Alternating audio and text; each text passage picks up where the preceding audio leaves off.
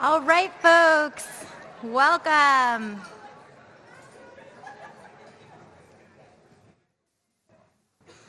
Hi, everyone. Welcome to Forum 2024.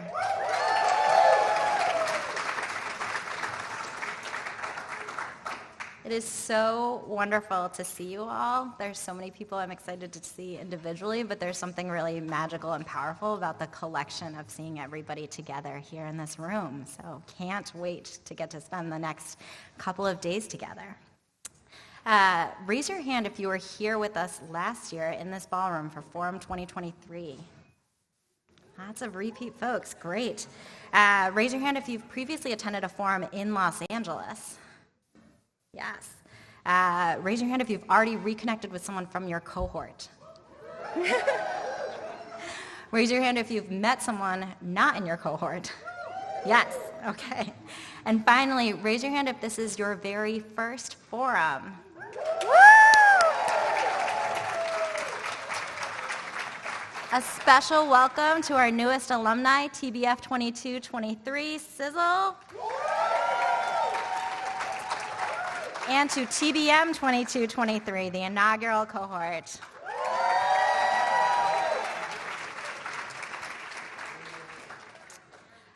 So I just wanted to share a little bit of a roadmap for our time together here this afternoon. I'm going to start by sharing some key program updates, some of the big things that we've been up to here at the Broad Center at Yale SOM. Then we will get to hear our very first leadership story of Forum. We'll take a break, and then later this afternoon we'll have our first keynote session, a conversation between Dean Kerwin Charles and reporter and author Laura Meckler, which we're really excited about. First, though, it's hard to believe that it's already been over 4 years since the announcement of the Broad Center at Yale SOM and the transition from the previous Broad Center in Los Angeles. A lot of stuff has happened in that time, and I wanted to be able to share a little bit more with you about sort of how I ended up here in this place, because I heard about that announcement along with all of you as an alum. I was at my office in DC as the state superintendent, and actually a member of my team sort of came out of the conference room and was like, "Did you see the announcement? Did you see what's happening?" I was like, "Oh, yeah, no, I didn't actually." So learned about it alongside all of you as an alum, and I had no idea at that point that a year later I would be taking on this role as the first executive director of the Broad Center at Yale SOM. But I'm here because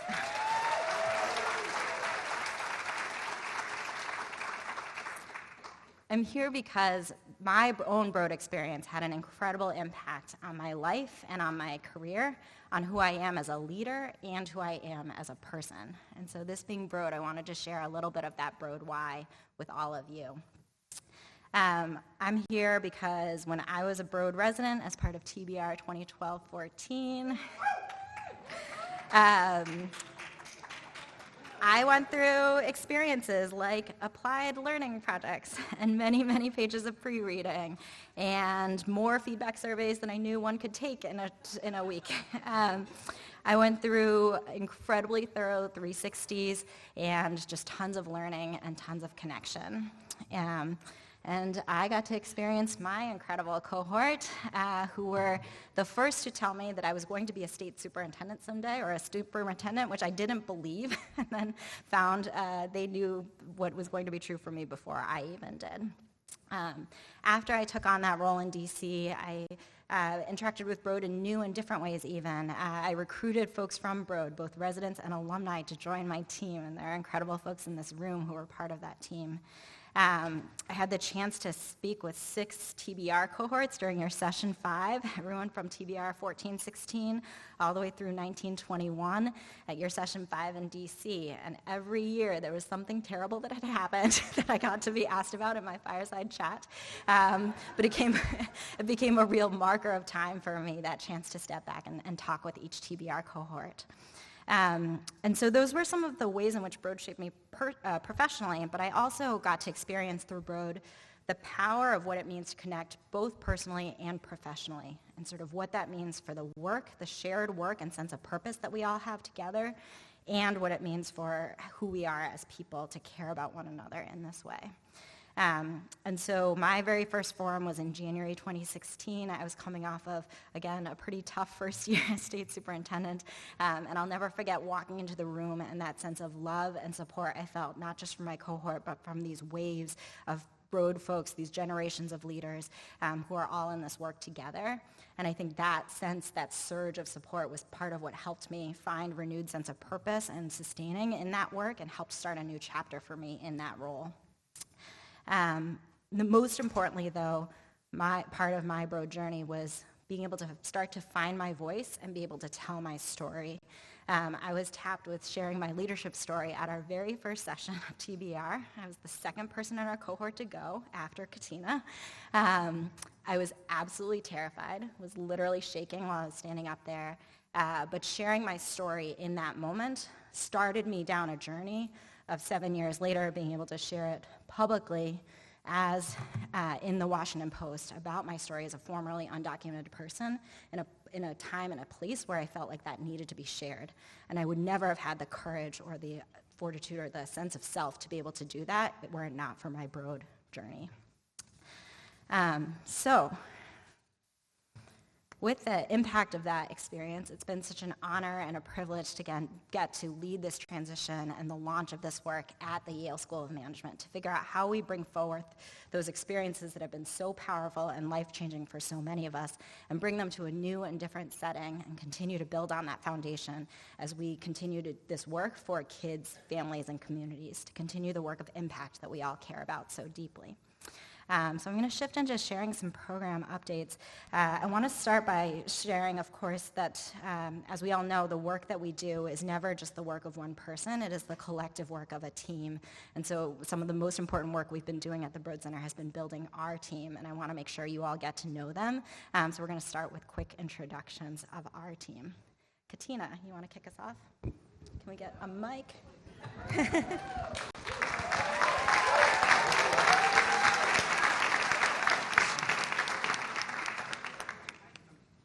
Those cohort connections. Thank you. It's so nice to see everybody here together in the ballroom again, whether I saw you last year, whether I saw you back in 2020 in LA, or if it's your first time here. I'm so excited to see all of you here at Forum. I'm Katina Grays. I am the Deputy Director of the Broad Center. I am also a member of the fantastic cohort TBR 1214. There's a few of us in here.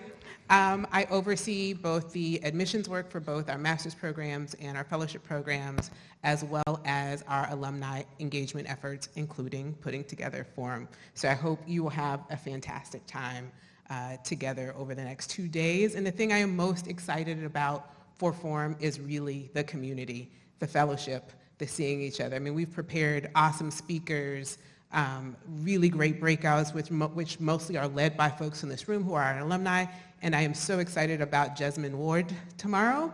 But really, y'all are what makes this work, and so being here and being connected together again is what I'm really excited about over the next 2 days. Thanks. What's next?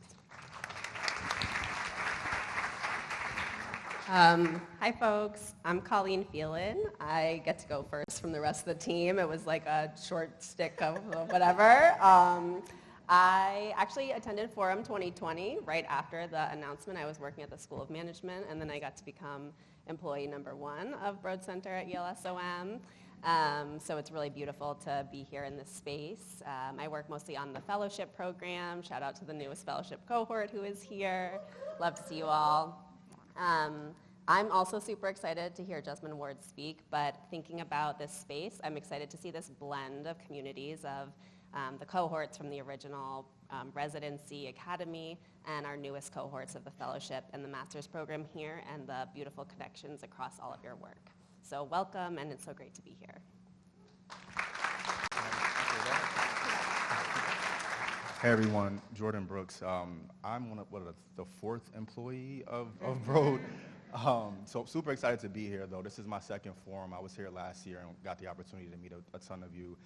So excited about being able to reconnect and also meet new folks who are here. I'm an associate director, so I work on both sides. I work with the alumni, but also work on the admissions side as well, supporting that work.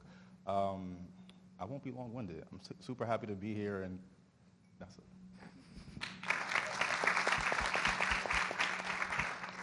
Hi, everyone. I'm Katie Boccaccio. I'm Director of Recruitment and Selection, so I lead admissions for both the Broad Masters and the Broad Fellowship. And I don't know what employee number I am, but somewhere later in the group. And the thing I'm most excited for, I think, as Jordan said, we had the chance to come last year, and I got a chance to meet so many of you, and it's amazing to walk into a room and be like, oh, I already know these people. Like, this is such a great community, so reconnecting is definitely the thing I'm most excited about.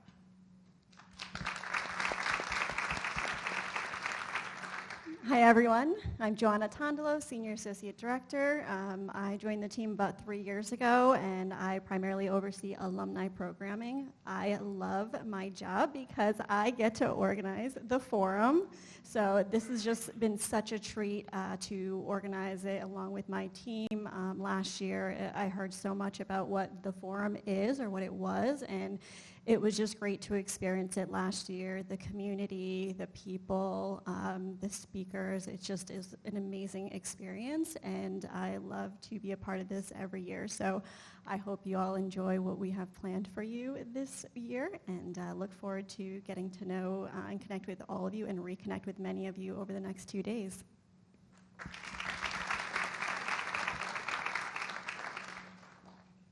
Hi all, I'm David Negron. I'm the Director of Academic and Student Affairs. My work is mostly focused on the Broad Masters program. I'm really just excited, as many of my colleagues have already mentioned, just the growing community and seeing our new alums and folks that have been part of the Broad Network for many years connecting, and just the connective tissue that's happening already. And I won't be too long-winded, but I'm just really excited for the fun I know we will all have during the program stuff and the after-program stuff.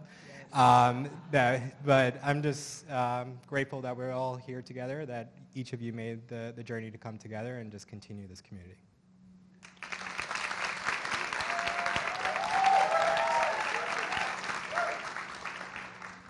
I know, as our team said, that many of you have gotten to interact with them some, and we look forward to many more of those conversations happening over the next 2 days. I'll also note there are 2 folks on our team who are holding down the fort for us back at home. Taylor Dorsey and Emma Remsberg are our amazing program coordinators. If you should need anything and you can't find a staff member for whatever reason, feel free to always email broadcenter@yale.edu. They are monitoring the inbox and will get it to one of us as quickly as they can.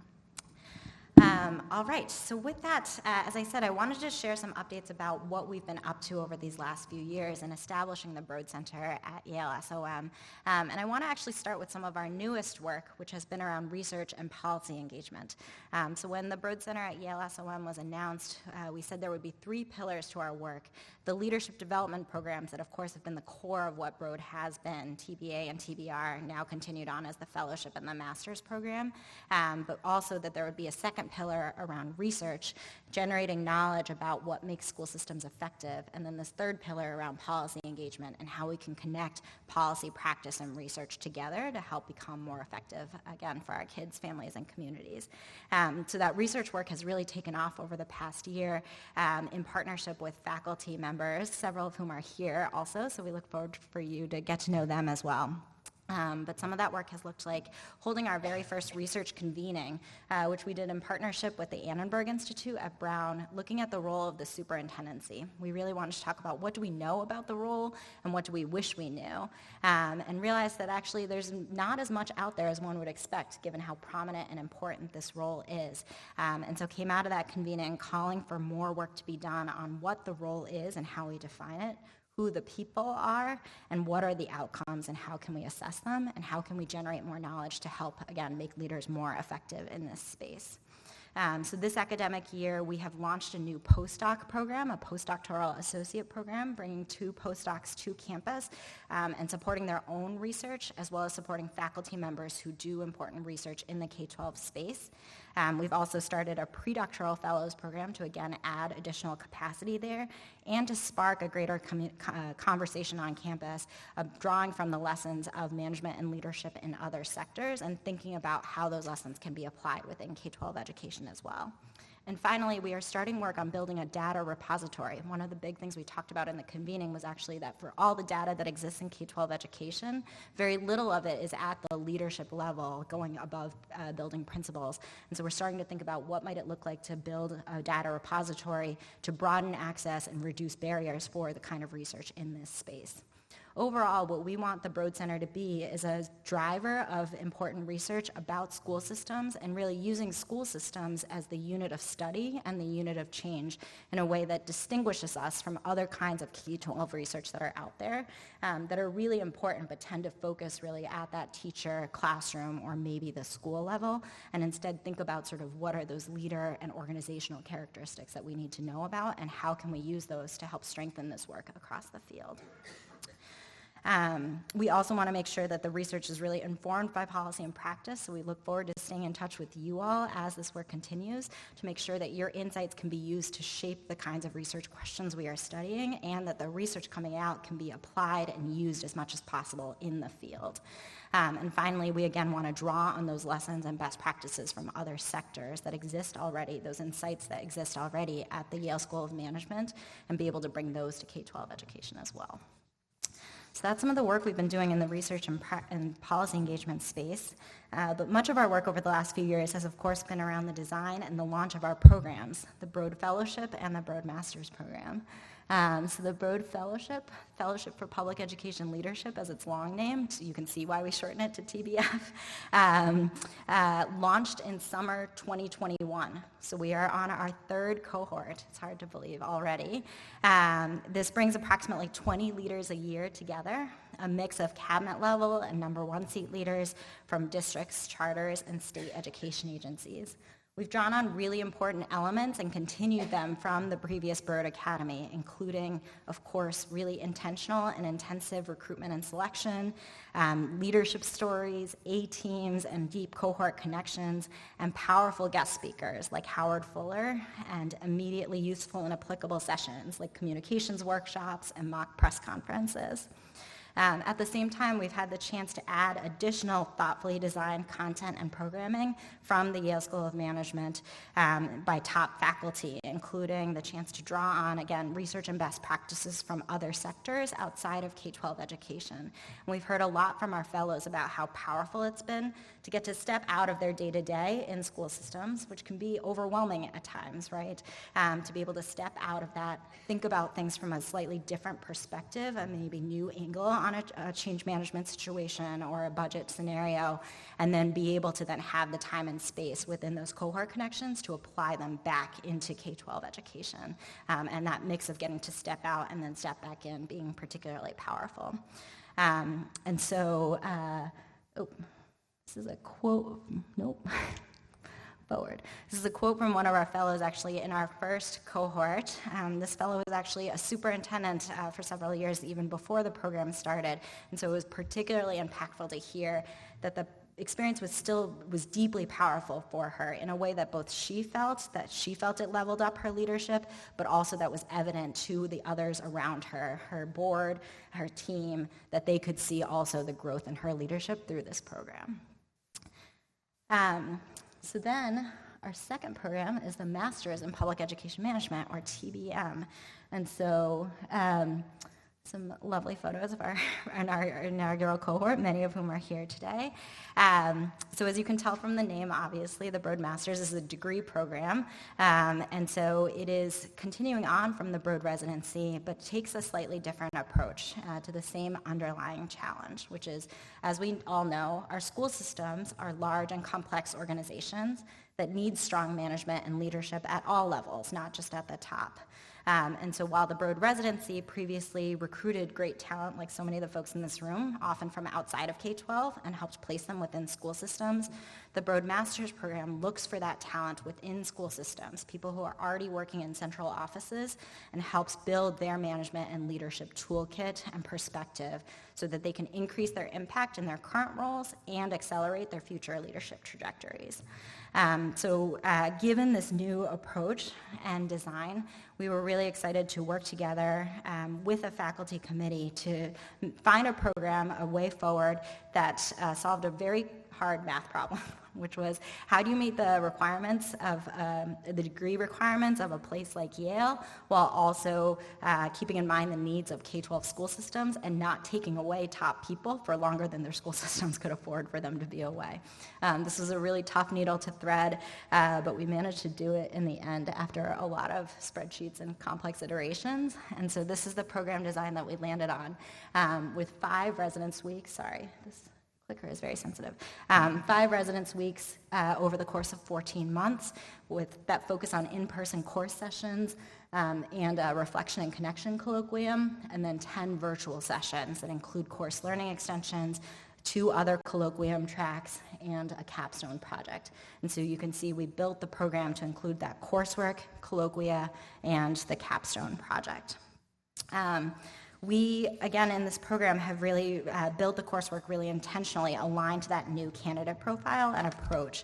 So drawing on the parts of the MBA curriculum that feel the most applicable to K-12 education, and while also continuing on with case studies and discussions, both from other sectors as well as new cases centered in K-12 education. At the same time, this design and the colloquia tracks in particular have given us the opportunity to bring forward so much of what has always made Broad so powerful, including, again, leadership stories, A-teams, and those cohort connections, really powerful guest speakers, including folks in this room, and really importantly, from the most recent cohorts of TBR, we know how impactful it was to have sessions with Matthew Kincaid and overcoming racism, and we're really proud to continue that work as part of TBM as well.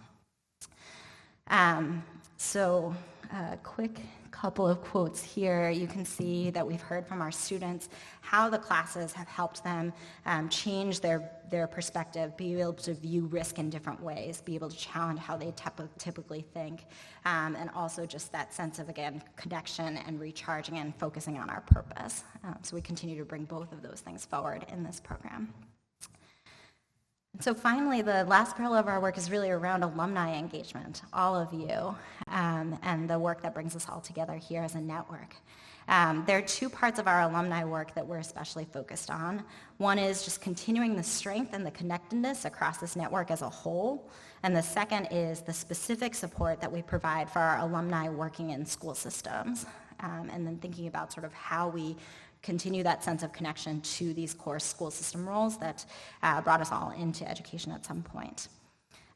So on connection, some of you who were here last year saw this diagram, but this was part of our 2022 network member survey where we did this social network analysis for the first time. So what this looked like was on the survey, for those of you who took it, you might remember, we just asked you about who are some of the Broad Network members that you are in connection with in whatever way. And we just asked you to list up to 10 names, and if you started typing, a name would pop up. And then based on whichever names you inputted, we'd ask you things like, how often do you talk to this person? Is this someone you've ever hired or been hired by? Is this someone you've worked with in different ways? And we use those questions to calculate the strength of the connection. So in this diagram, each dot represents a Broad Network member, and each line is a connection that existed between those 2 network members. So in this network, there were nearly 3,000 connections that existed among everyone who took this survey. And the average distance, so the degrees of separation between any 2 points, the average distance was less than 5. So think about 6 degrees of separation in the Broad Network across 20 plus years, across all geographies and program types. The average distance from one person to any other person is less than 5 degrees. So that sense that I think so many of us have felt of you can reach out to someone in the Broad Network, and just on the strength of saying you're a fellow Brody, they'll take your call, they'll talk to you, they'll send you their project plan, they'll give you 2 other names of folks you should talk to. That qualitative sense is we see in this analysis as well. And so part of why we wanted to do this early on was to make sure we keep up this sense of connectedness even as we continue to grow and expand and over time. So we look forward to continuing to do this kind of analysis every couple of years on the network member survey. One of the other things we're really proud of is, in addition to this general sense of connectedness, we see really strong connections across lines of difference, including across lines of race and ethnicity, in a way that's distinct from many other types of networks and organizations. So again, just asking folks to list some of the network members they're in touch with unprompted otherwise, what we saw was that alumni of color listed both other alumni of color and white alumni, and same white alumni listed alumni of color as well as other white alumni to an extent across, in terms of connections across lines of difference, that again is really striking and different from many other networks that exist. So again, this is something we're really proud of and keep a close eye on as we think about the diversity and inclusiveness and equity that exists within our organization.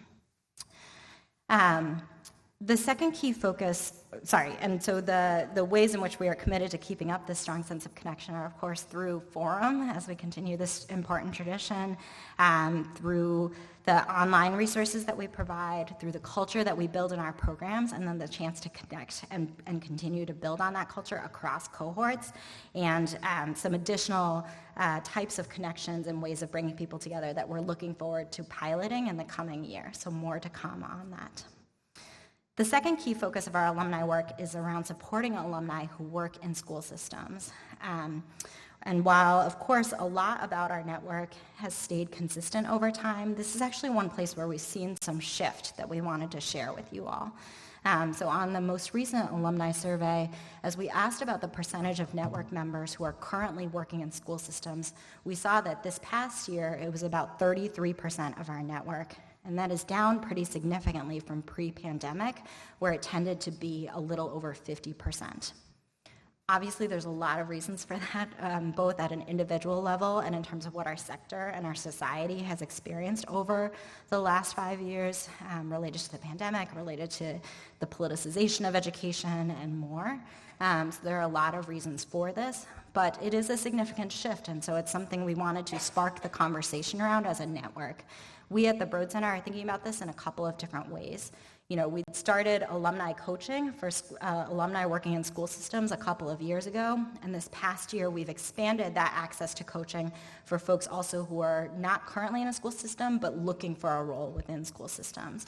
So if you are either in a school system or looking to be in a school system and you are looking to get connected to coaching, please reach out to Jordan Brooks on our team anytime, and we are happy to get you connected there. We're also, one of our breakout sessions tomorrow is around this idea of tapping back in, because we saw on the survey that there are more than 150 alumni who are not currently in a school system role, but either definitely intend to or may intend to pursue that kind of role in the future. And so we want to help folks think through the why and the how of those kinds of transitions, again, tapping back in. I want to be really clear that this is not in any way a judgment on the individual choices that we make. I've made clear, like, I'm part of this graph too, as someone who was in a school system and no longer is.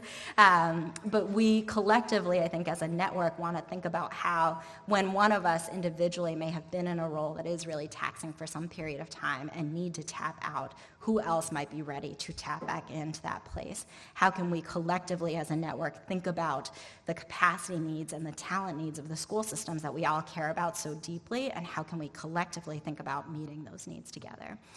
So again, this is something we're really thinking about as a team and would love to continue to talk about and think about with all of you as well. And finally, one last thing I want to talk about was just the way in which you all as alumni have been so incredible in helping us pay it forward to our programs and our future cohorts, pay it forward to the next generation.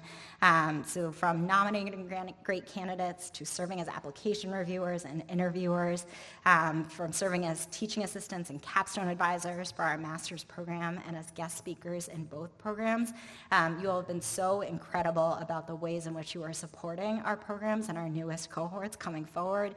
And I think we've heard from many of you just how powerful those connections have been, and the chance to sort of build those connections across cohorts and in a way that just multiplies over time. So we want to thank you all so much and look forward to continuing that work together and the connections that get built between our team and all of you. So I'll just share one last thought, and then I want to actually give you all some time to connect at your tables.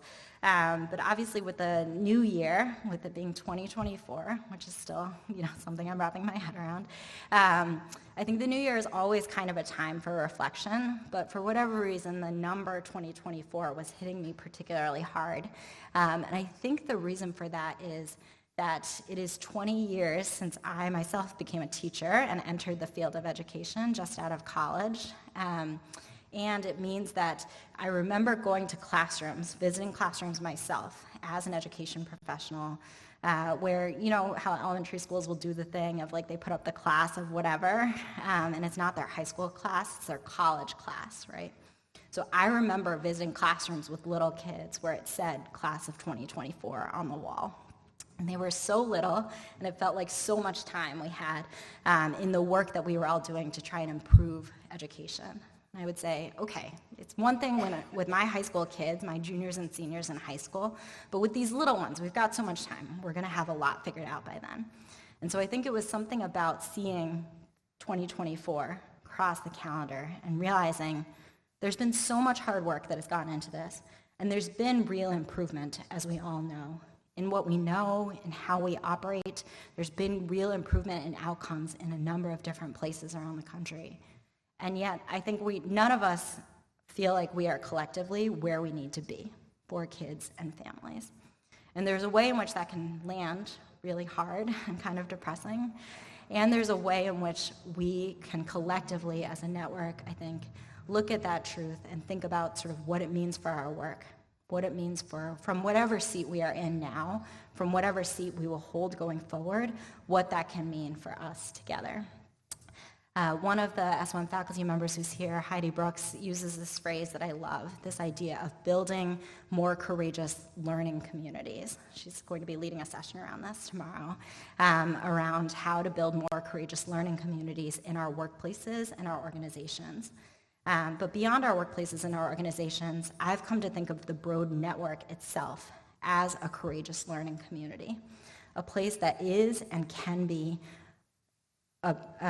an opportunity and a moment for us to think about how we support and sustain each other, how we bring joy, how we laugh together, how we get through our tears together, but also a place where we can hopefully inspire and challenge and push one another to take on the big things that we know need to happen for our kids and our communities, that we think about sort of how we increase and accelerate that impact that needs to happen, how we look at some of the hard truths and then think about what are the next big things that we can collectively take on. I don't have all those answers.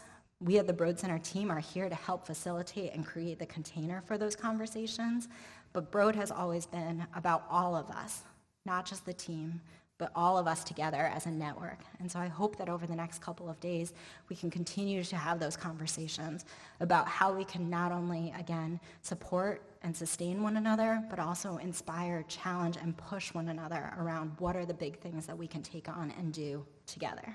I wanted to take a few minutes to recognize and remember two beloved members of our network who passed away in the last year. So I know this is a sadder note for our opening, but something we want to make sure to honor their memories of. So first we have Wendy Robinson, who was a member of TBA 2002, so the original cohort of either of our programs, of any of our programs, who passed away this past August.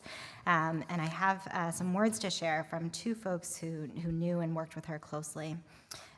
So Jeff Butts, who's a member of TBF 2223, shared, Dr. Wendy Robinson never compromised on her belief in her community, her district, or the children she served. Even more impactful is that the Fort Wayne community is where she graduated high school, returned after college, raised a family, and positively impacted hundreds of thousands of children over the course through her leadership during her 47-year career. Her tireless advocacy for all children, and most passionately for children representing historically marginalized populations, resulted in significant change across Indiana. And although she never sought the limelight and made sure that it was not about her, she received some of the highest recognitions and accolades that one can receive at the local, state, and national levels. As an inaugural member of the Broad Academy, I would often pull Wendy aside after a meeting to discuss the impact the experience had on her career. It was Wendy Robinson that inspired me to pursue becoming a proud member of the Broad Network. And then Connie Casson from TBR 0507, who I think might be here. Hi, Connie. Also wrote to share that her TBR placement was hosted by Wendy at Fort Wayne Community Schools. And she shared, she was a tremendous person, woman, teacher, leader, advocate, and friend. She grew up in the Fort Wayne system, from being a cheerleader and graduate of Central High to teacher, principal, assistant superintendent, and 19-year superintendent. Wendy had great vision for Fort Wayne Community Schools and the city of Fort Wayne. And she used her voice to advocate with the Indiana legislature, nonprofit partners, higher ed partners, and foundations. Her legacy will live on as she mentored a generation of leaders, including South Bend Superintendent Todd Cummings and former Maryland Superintendent Lillian Lowry. I loved working for her and was so thankful for her investment in me. She was a grand lady. I also want to share some words about Lakeisha Richardson Burton from TBR 2014-16, who passed away this last April. Two members of her cohort had these words to share. Stephanie Barfield said, "Lakeisha is one of the funniest, kindest, caring people I have ever met. I feel so lucky to have called her a friend. I will always remember the night we first really bonded at a dinner during our final Broad session here in New Orleans, and then reconnecting at the start of the pandemic when we created our own mini A-team with Katie Chang and talked about our professional goals, motherhood, and life each month. I'll never forget Lakeisha's infectious laughter, devotion to her family, especially baby Lyric, compassion she had for everyone around her. She will be missed, and her memory will live on in the hearts of everyone she touched." And Rushi Theru shared, "Lakeisha was so very special to all of us. She was part of my Broad A-team, and we had similar roles in our school systems as data leaders. My journey wouldn't have been the same without Lakeisha's warmth, vulnerability, encouragement, and heartfelt camaraderie through all of the ups and downs. She was both intelligent and humble, made people feel seen, and had just the best laugh. Her leadership and impact ran quiet and deep and will stay with me." I want to ask you all to join me in a moment of silence in honor of Wendy and Lakeisha.